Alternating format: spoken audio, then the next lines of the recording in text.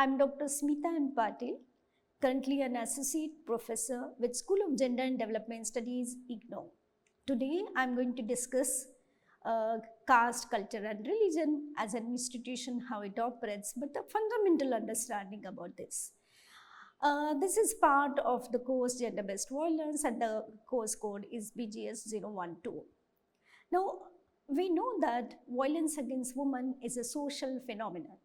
Every year, lakhs of women are subjugated to a wide spectrum of violence, ranging from rape, sexual harassment, domestic violence, dowry murders, sati, witch hunting, homophobia, and lesbian suicide, to dispositions and displacement, denial of wages, rejection of authority as a Panchayati Raj representative, caste and communal violence, atrocities during armed conflict and civil strife, and so on.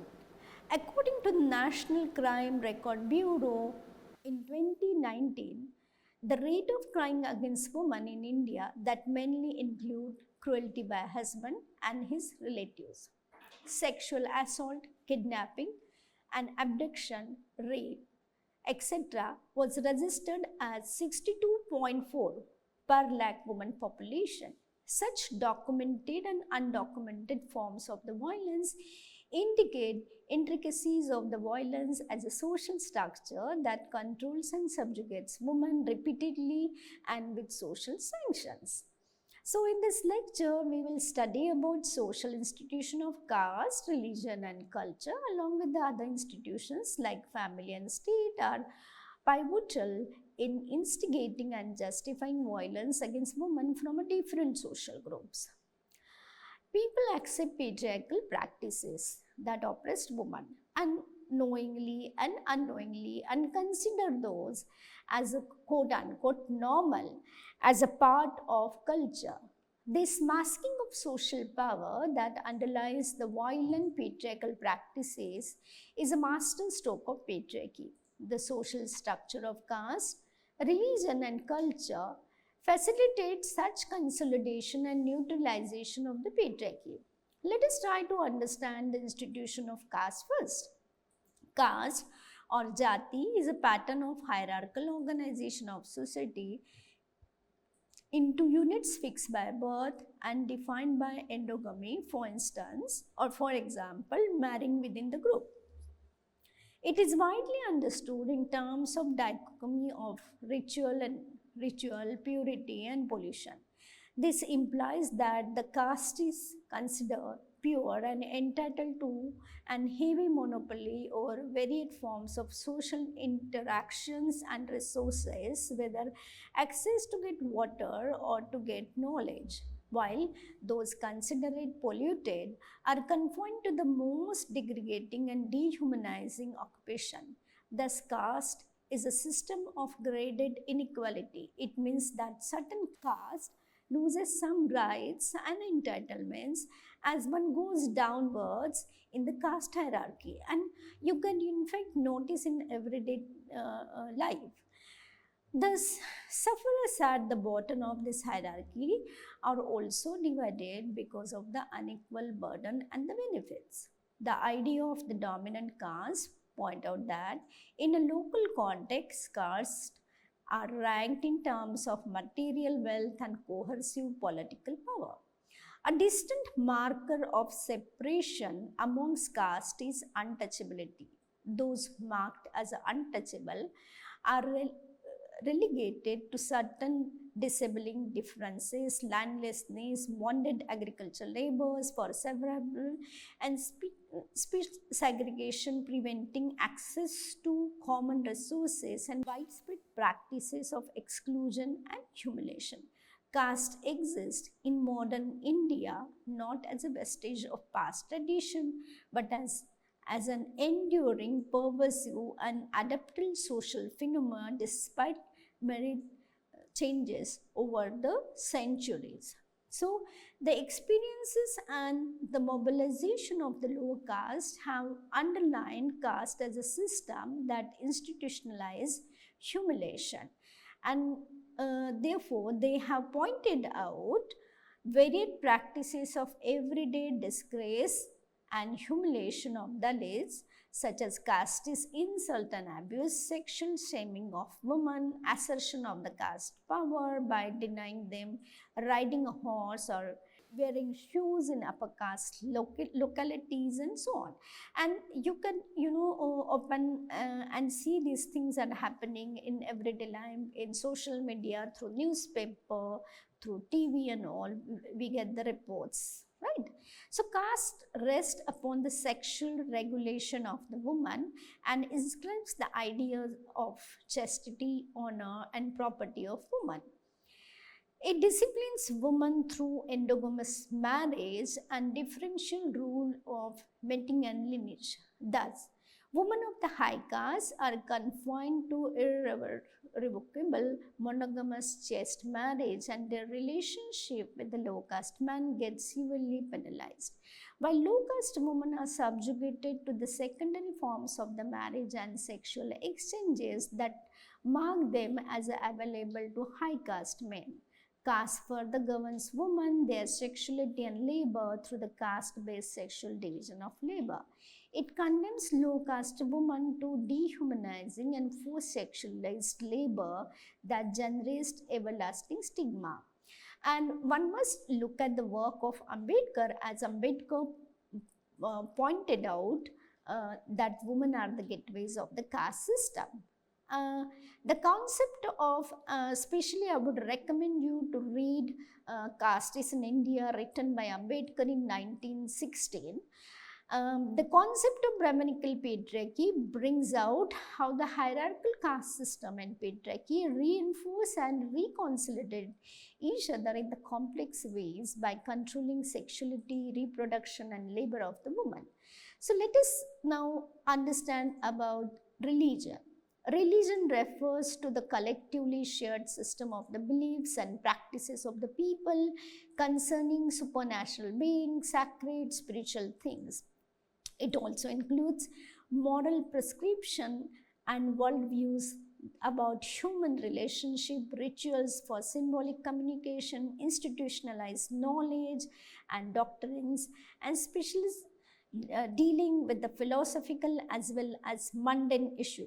Religion is not merely a personal matter of the faith and worship, as it is popularly assumed, or transcendental or mystical phenomena. It enables people to pursue material interest and economic changes too.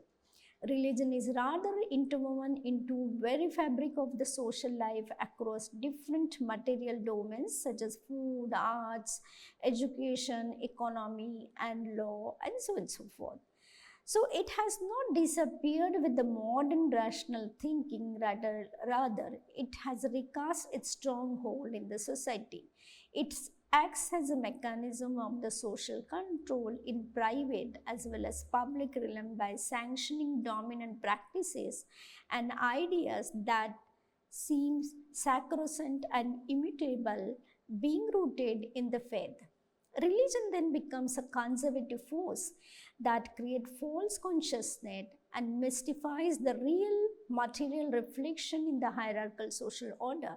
It makes virtue out of suffering in the unequal world through mystical ideas and justifies it.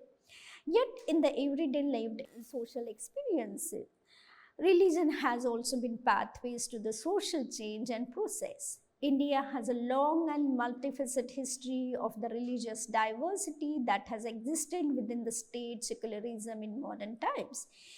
There has been fluidity in the religion, faith, and practices, allowing for religious synchronism and religious conversions. Nonetheless, there has been ethnicization of religious boundaries, rigidifying communities and identities based on religion. Religion is expressed thus in exclusionary and partial terms, leading to the communal divisions and discrimination, and the politics of the religious majoritarism dominates in the democratic society. Religion often excels women as the bearers of the essence and purity and prescribes norms and binds them in submission. It creates the notion of ideal womanhood that subordinates and regulates women and sanctions patriarchal ways of life and gender division. The religious politics instrumentalize women to produce communal tension, sidelining the concern of the women's emancipation. At the same time, women across the world have struggled to draw from the spiritual and religious spaces to voice and pursue liberty possibilities like that of the society of socially marginalized group. For instance, from Buddhist theories, the Bhikkhunis and the Bhaktis, the Sufi women saints, to the woman group reinterpreting Quran, women have found an anchoring point in religious imaginary to challenge the patriarchal norms. So let us know about the culture, the institution of culture. Culture is a field of the pattern, meaning created by the people as a member of society. It articulates diversity as arts and architecture or the custom and lifestyle. In such dominant terms, culture is perceived as a civilization of heritage, emphasizing unique and distant future of the society. Simultaneously, it is identified as the tradition that remains unchanging for time, immortal, and it is passed down across generation. While the former definition distances culture from the so-called unsophisticated masses, the latter separates it from the present. However, culture is a vehicle through which people communicate meaning, make sense of the world, define values and norms, and construct their identities. It is not a static way of life or bounded entity or denoted by generationally inherited customs or a high refined character, but it is constantly changing, dynamic, heterogeneous arena in which actors consciously struggle and reconstitute patterns of expression and creativity. Culture is not merely symbolic or mystical, but embedded solidly in the social order. It encompasses everyday quotidian life and ordinary practices and ideas. It denotes the production of the complex whole of symbolic and material relation through human agency. Thus, culture is placed in opposition to what is natural and biological. When framed as the civilization or tradition, culture is considered as an interior attribute of the society as against the outer exterior social world. It is then sought to be preserved against any changes and diversification, sometimes leading to the culture fundamentalism. Historically, women across the world are treated as a torchbearer of the culture, representing its essence. In India, given its colonial past, the claims about its culture superiority have imbued the identity of the nation as against the material process of the West. Hence, performance of culture in its so-called purest form against the forces of transformation has remained women's responsibility. This means women as the emblem of the culture are celebrated in a singular frame and are subjected to stringent regulation and policing to ensure their purity. Women have to therefore navigate the culture terrain, accepting as well as negotiating, modifying, mocking, and even resisting the dominant culture meaning. Thus, caste, religion, and culture are the key social institution impacting women and their life. Now, we must also briefly understand caste. Caste has persisted as a discriminating and exploitative system, institutionalizing and justifying violence against women in general and Dalit and lower caste women in particular.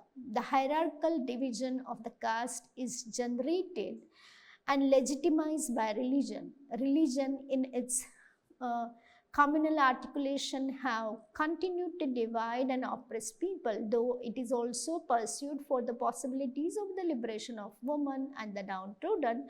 Culture is contested terrain of both normative and creative practices in which social power is consolidated as well as challenged. Thus, caste, religion, culture work in conjunction with each other and form a tide in reinforcing multiple social hierarchies by sanctioning its exercise in everyday context. Now, let us know about patriarchal violence. Like caste, religion, culture, violence is a social institution. It is not a random individual phenomena resulting from the psychological perversion or derangement of the some people, nor it is an aberrant act deviating from social norms and values. It is rather an institutionalized feature of the society that routinely reoccurs over time and spaces, and it is permitted and made possible through social culture. So it is a social structure like family or state that upholds and makes acceptable the dominant social order.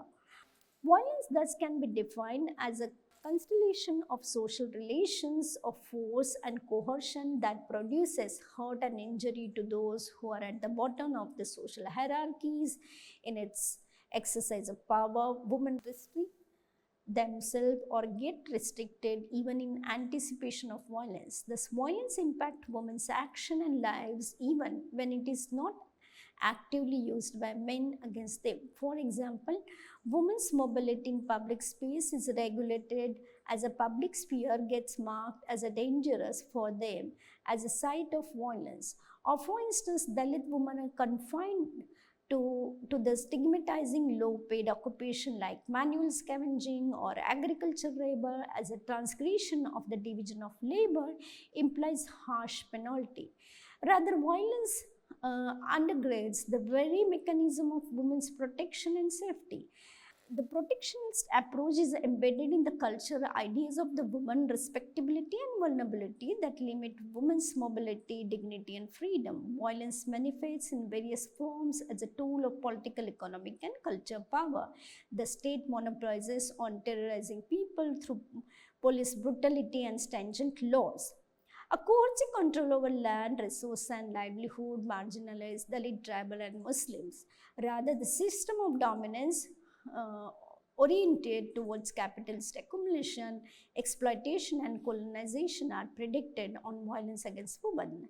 The forces of modernity have reformulated blatant and horrific violence against women, notwithstanding the assumption about its decline in the civilized society or its shift towards regime of discipline and secularization.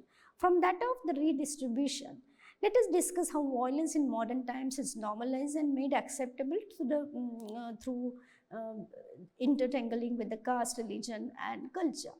So, institutionalization of the violence against women is a common theme. Caste, religion, and culture justifies, normalize, and mask the violence against women as a social institution. They play a key role in normalizing violence in collective consciousness of the society by separating selectively only some forms of violence as a reprehensible and therefore punishable as a crime. Many other forms of the violence are vital to dominate social order governed by this intertwining in its existence of the power. They therefore remain tolerated and unpunished by the society. The interplay of this unfolds in varied types of the violence against women, spectaculars and mundane, public and private, collective and individual, physical and psychological, material and symbolic. These are the ways in which it operates. On one hand, there is a spectacular violence that is overt, immediate, extreme, erupts into public visibility as a horrific. This includes collective violence of riots, lynching, honor killing, gang rapes, and bodily mutilation, and so on. It involves individualized forms of the spectacular violence such as acid attack or women's killing out of power relationship and patriarchal reason, and one of them is, one can see, is that honor killing. Of course, honor killing is the most contested terminology which feminists have challenged, whose honor as a, but you would still see that the honor killing goes on. Such spectacular violence is generally recognized as a crime, through it may be defined indirectly. On the other hand, there is a everyday covert violence trivialized as ordinary, which may not get recognized as a violence and crime at all. Even it may be legally punishable, it is often socially tolerated or even sanctioned. It includes different practices of violence, from the private acts of the wife battering or coercion of detrimental birth control measure, to the public acts of sexual harassment at workplace, school and college, or humiliation and harassment of Dalit Sarpanch women. These different forms of violence are institutionalized through varied culture practices. Caste system is predicated upon reproduction within endogamous heterosexual marriages to ensure purity of the caste. Though violence against women is mediated through culture practices, violence is not merely culture in a narrow sense. It has a material underpinning. The culture sanction violence is constituted by the material conditions which are dynamic and specific to time and space. For instance, the custom of witch hunting, branding women as a witches or evil spirit is seen as an embarrassment for modern rational socially labeling tribal culture as a superstitious and backward. However, in Central and Eastern India, is linked with the curtaining of property rights and sexual autonomy of women, especially of the widows and single women within the changing economy and marginalizing the tribe community. The violence against women is of course intersectional in nature. The intersection of gender with caste, class, community produces variation in practices of violence experienced by women of different caste and religious community. There are distinct patterns of the violence that Dalit women are subjugated to within Brahmanical patriarchy, ranging from hateful and derogatory slur, eviction from their land, coercion of the work without wages, to the sexual violence, imposition of prostitution or the sex work, and so on. Significantly, women from the marginalized community have stopped up with courage and resilience against this violence, asserted their rights to be treated with equality and dignity, and refused to have their life and aspiration restricted by the caste norm. The relationship of caste, relationship of the violence with caste, religion and culture is a tricky issue. What is distinct about it is not that this consolidated violence as an institution with social sanction and then specific forms of the violence against women from a different caste and communities, but that it justifies most inhuman, shameful violence, blames the victim, facilitates its repetition, normalizes it in the collective conscious, and even vulgarizes it. The impunity crafted through the social relation of the caste, religion, and culture justifies perpetrators of the violence by misrecognizing the quotidian violence and refuses to listen to the suffering of the violence, isolating them. It is therefore imperative to name and foreground this connection of caste, religion, and culture with violence against women, so that the claim for protecting religion or culture can be nullified in the struggle against violence. In order to strengthen law as a subversive tool for elimination of the violence practices, its underpinning in this context need to be challenged. Thus, the ability to question this interconnection on time and again will help to justify the dignity of women to some extent. So in this lecture, the effort was to see the connection between caste, religion, and culture. How do we understand it? Thank you.